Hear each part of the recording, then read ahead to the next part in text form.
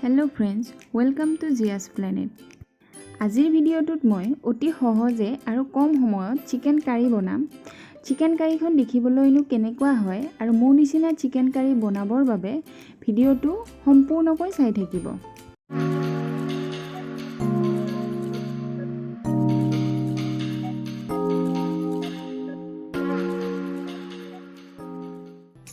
Chicken curry বনোৱাৰ কাৰণে মই কি ইনগ্ৰেডিয়েন্ট লৈছোঁ প্ৰথমতে মই দেখাই দিছোঁ। মই চিকেন লৈছোঁ 250 গ্ৰাম, মেৰিনেট কৰাৰ কাৰণে দৈ লৈছোঁ। দৈ 2 চামুচ বা 3 চামুচেৰে প্ৰথমতে মেৰিনেট কৰি ল'ম। মই খুন্দনত জিঞ্জাৰ গাৰ্লিক মানে আদা নহৰু পিচি লৈছোঁ, লগতে হালধি, নিমখ, গৰম মছলা যিখিনি লাগে মই কৈ দিম। Red chilli powder, Kashmiri red chilli powder লৈছোঁ। বেছি জ্বলা নহয়, খালি কালাৰটো ভাল কৰে কাশ্মীৰী ৰেড চিলি পাউডাৰে। লগতে ধনিয়া পাউডাৰ, এইটো ধনিয়া পাউডাৰ লৈছোঁ। এইটো হৈছে চাট মছলা, অকণমান চাট মছলা, আৰু এইটো জিৰা পাউডাৰ, আৰু লগতে চিকেন কাৰী মছলা মই লৈছোঁ। আৰু লগতে মই ডাঙৰ সাইজৰ 2টা পিঁয়াজ, 2টা আলু আৰু বিলাহী এটা আৰু জলকীয়া লৈছোঁ। আলু 2টা অপশ্যনেল হয়, আপোনালোকে যদি দিব নিবিচাৰে তেতিয়াহ'লে নিদিবও পাৰে। পোনপ্ৰথমতে মই চিকেনখিনি মেৰিনেট কৰি ল'ম, আৰু মেৰিনেট কৰাৰ কাৰণে জিঞ্জাৰ গাৰ্লিক পেষ্টখিনি, আদা নহৰু পেষ্টখিনি মই খুন্দনৰ পৰা চিকেনখিনিৰ ওপৰত দি দিম। তাৰপিছত মছলাখিনি দিম। প্ৰথমতে red chilli powder, Kashmiri red chilli powder 1 চামুচ দি দিছোঁ। 1 চামুচতকৈ অকণমান কম দিছোঁ, আপোনালোকে বেছি জ্বলা খালে বেছি দিব পাৰি।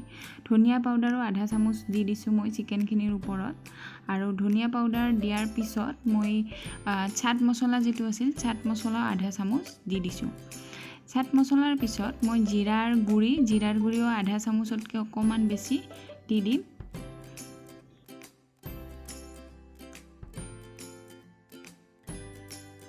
এতিয়া মই গৰম মছলা পাউডাৰ আধা চামুচমান দি দিম, বেছি নিদিওঁ গৰম মছলা পাউডাৰ। আৰু গৰম মছলাৰ পিছত চিকেন মছলা যিটো আছিল আমাৰ মোৰ পেকেটত আছিল, তাৰ পৰা আধা চামুচমান মই জোখমতে চিকেনখিনিৰ ওপৰত দি দিছোঁ। আৰু গোটেইখিনি মছলা দিয়াৰ পিছত নিমখ মই সোৱাদ অনুযায়ী মই এতিয়া 1 চামুচ দিছোঁ, আৰু লাগিলে পিছত দি দিম কাৰীটো বনাওঁতে। আৰু হালধিও ঠিক সেইমতে আধা চামুচতকৈ অকণমান বেছি মই মেৰিনেট কৰোঁতে চিকেনখিনিৰ ওপৰত দি দিছোঁ।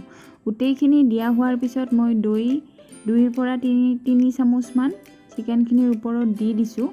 আৰু দিয়াৰ পিছত মছলাখিনি মই চিকেনখিনিৰ লগত ধুনীয়াকৈ হাতেৰে সানি দিছোঁ। চাওকচোন বাৰু মই কেনেকৈ সানিছোঁ, আপোনালোকে যাতে মছলাখিনি চিকেনখিনিত ধুনীয়াকৈ লাগি যায়।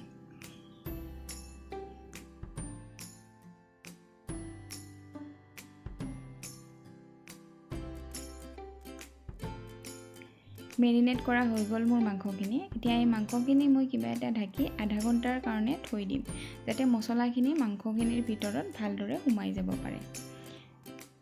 যদি বনোৱাৰ সময়ত আপোনালোকৰ হাতত সময় কম থাকে তেতিয়াহ'লে 15 মিনিট থ'লেও কথা নাই, কিন্তু যিমান বেছি সময় থৈ দিয়া যায় সিমানে ফ্লেভাৰটো আৰু টেষ্টটো বেছিকৈ আহে।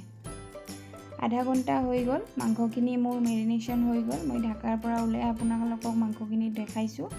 আলুখিনি বইল কৰিও কাটি লৈছোঁ, পিঁয়াজখিনিও খিচখিচাই কাটি লৈছোঁ, বিলাহীও কাটি লৈছোঁ, আৰু মই 2টা মান ধনিয়াৰ পাত লৈছোঁ, লগতে জলকীয়া এটা কাটি লৈছোঁ, আৰু তেজপাত এখিলা লৈছোঁ। এতিয়া মই মাংসখিনি কেৰাহীত দি বনাম। কাৰীটো মই ইণ্ডাকশ্যনত বনাম, আপোনালোকে গেছ ষ্টভত বনালে মিডিয়াম ফ্লেমতহে বনাব, হাই ফ্লেমত নবনাব।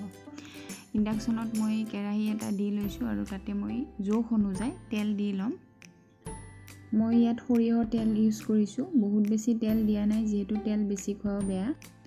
তেলখিনি গৰম হোৱাৰ পিছত মই পিঁয়াজখিনি লাহে লাহে তেলত দি দিছোঁ।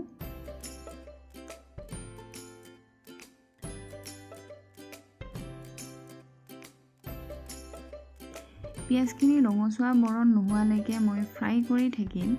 আৰু পিঁয়াজখিনিত মই তেজপাতটো আৰু যিটো জলকীয়া আছিল সেইটো একেলগে দি দিছোঁ।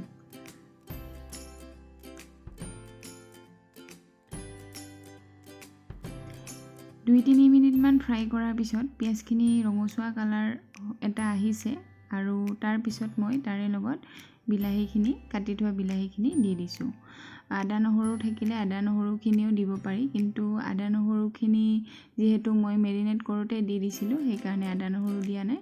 ইয়াৰে ওপৰত অকণমান হালধি দি দিছোঁ, বহুত বেছি দিয়া নাই যিহেতু মেৰিনেশ্যনতো হালধি ইউজ কৰা হৈছিল, আৰু নিমখো সোৱাদ অনুসৰি মই ইয়াতে দি দিছোঁ। আৰু এইখিনি দিয়াৰ পিছত মই হেতাৰে লৰাই অকণমান বইল হ'বৰ কাৰণে, অকণমান সিজিবৰ কাৰণে, এইখিনি যাতে সিজি যায় ধুনীয়াকৈ, তাৰ কাৰণে ঢাকনিখন 3-4 মিনিটমানৰ কাৰণে দি থ'ম।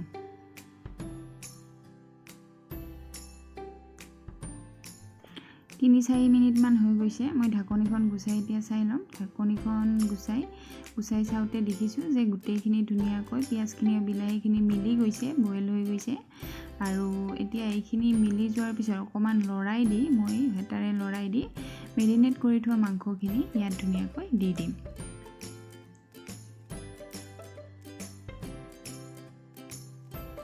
মাংসখিনি দিয়াৰ পিছত মাংসখিনি মই কেৰাহীত ভাজি থকা পিঁয়াজ আৰু বিলাহীখিনিৰ লগত ধুনীয়াকৈ মিক্স কৰি দিম, আৰু অলপ সময় হেতাৰে লৰাই থাকিম যাতে মাংসখিনি পিঁয়াজ আৰু বিলাহীখিনিৰ লগত মিলি যায়। আৰু 2-3 মিনিটমান এনেকৈ লৰাই থকাৰ পিছত যেতিয়া মাংসখিনি পিঁয়াজ আৰু বিলাহীৰ লগত মিক্স হৈ যাব, মই মাংসখিনি সিজিবৰ কাৰণে 5 বা 7 মিনিটমানৰ কাৰণে ঢাকনিখন দি থ'ম। 7 মিনিটমান পিছত ঢাকনিখন গুচাইছোঁ, আৰু তেতিয়া দেখিছোঁ যে মাংসখিনিৰ পৰা তেলখিনি ছেপাৰেট হৈছে। মই হেতাৰে আকৌ এইখিনি অকণমান সময় লৰাই দিছোঁ মাংসখিনি, আৰু তাৰপিছত হেতাৰে লৰোৱাৰ পিছত মাংসখিনিত মই বইল হৈ থকা আলুখিনি দি দিছোঁ। আৰু মাংসৰ ওপৰত দি দিয়া বইল আলুখিনি হেতাখনেৰে মই লৰাই মাংসখিনিৰ লগত মিক্স কৰি দিছোঁ। এতিয়া ভালদৰে মিক্স হৈ যোৱাৰ পিছত মই এইখিনি আকৌ 3 মিনিটমানৰ কাৰণে ঢাকি দিম। 3-4 মিনিটমানৰ পিছত মই ঢাকনিখন গুচাইছোঁ, আৰু এতিয়া দেখা গৈছে যে মাংসখিনি প্ৰায় ধুনীয়াকৈ ফ্ৰাই হৈছে, 70% মান ফ্ৰাই হৈ গৈছে। এতিয়া অকণমান লৰাই মই মাংসখিনিত পানী দিম। পানীটো গ্ৰেভিটো কিমান ডাঠ খোৱা যায় সেই হিচাপত আপোনালোকে দিব পাৰিব। মই সেই হিচাপতে দিম। মই পানী দিয়াৰ আগতে মাংসখিনি আৰু ভালকৈ এবাৰ মিহলি কৰি লৈছোঁ, হেতাখনেৰে লৰাই লৈছোঁ। মিডিয়াম সাইজৰ গ্লাছ এটাৰে মই এগিলাচ পানী এতিয়া মাংসখিনিৰ ওপৰত দি দিছোঁ। মই বহুত বেছি পনীয়া নবনাওঁ, অকণমান থুপথুপীয়া বনাম, সেইকাৰণে মই পানী বহুত বেছি দিয়া নাই। আপোনালোকে অকণমান জুলীয়া বনাব বিচাৰিলে পানী আৰু অকণমান দি দিব পাৰিব। পানীখিনি দিয়াৰ পিছত মাংসখিনি মই হেতাৰে লৰাই পানীখিনিৰ লগত মিক্স কৰি মাংসখিনি ঢাকি দিছোঁ।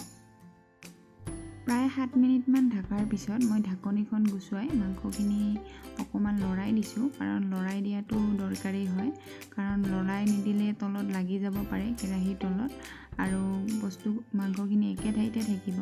সেইটো কাৰণে মই মাংসখিনি লৰাই দি আকৌ এবাৰ ঢাকনিখন দি ল'ম। আৰু ঢাকনিখন দি লোৱাৰ আগতে মই মাংসখিনিত গৰম মছলা অকণমান, বহুত বেছি নহয়, হাতেৰে অকণমান ছটিয়াই দি দিছোঁ। হেতাৰে মছলাখিনি মিক্স কৰি দি 5-7 মিনিটমানৰ কাৰণে মই মাংসখিনি আকৌ এবাৰ ঢাকি দিম। আকৌ 7 মিনিটমানৰ পিছত ঢাকনিখন গুচাইছোঁ। আমাৰ চিকেন কাৰী প্ৰায় ৰেডি হৈ গৈছে। ইয়াত মই অকণমান কচুৰি মেথি দি দিম। কচুৰি মেথি বেলেগ একো নহয়, আমাৰ যিটো নৰসিংহ পায়, নৰসিংহৰ পাতটো শুকুৱাই থৈ দিয়া হয়, সেইখিনি অকণমান দিলে ফ্লেভাৰটো ভাল হয়। আৰু লগতে কাটি থোৱা মান ধনিয়াখিনিও মই ইয়াৰে ওপৰত দি দিছোঁ। মোৰ চিকেন কাৰী ৰেডি হৈ গৈছে। চাওকচোন বাৰু দেখিব কেনেকুৱা হৈছে। শেষত মই হেতাৰে লৰাই কচুৰি মেথি আৰু ধনিয়াখিনি ভালদৰে মিক্স কৰি দিছোঁ। আৰু ফাইনেলি মই ঢাকনিৰে ঢাকি ইণ্ডাকশ্যনটো অফ কৰি দিছোঁ। কাৰীখন দেখিবলৈ কেনেকুৱা হৈছে আপোনালোকে কমেণ্টত জনাবচোন। খাবলৈ কেনেকুৱা হৈছে মই নিশ্চয় আপোনালোকক জনাম। যদি ভিডিঅ'টো ভাল লাগিছে তেতিয়াহ'লে লাইক কৰি দিব, আৰু এনেকুৱা ধৰণৰ মোৰ ভিডিঅ' আগলৈকৈ চাই থাকিবৰ কাৰণে চেনেলটো ছাবস্ক্ৰাইব কৰি দিব, আৰু কাষত থকা বেল আইকনটো ক্লিক কৰি দিব, যাতে মই ভিডিঅ' দিলে আপোনালোকে অতি সোনকালে চাব পাৰে। Thank U.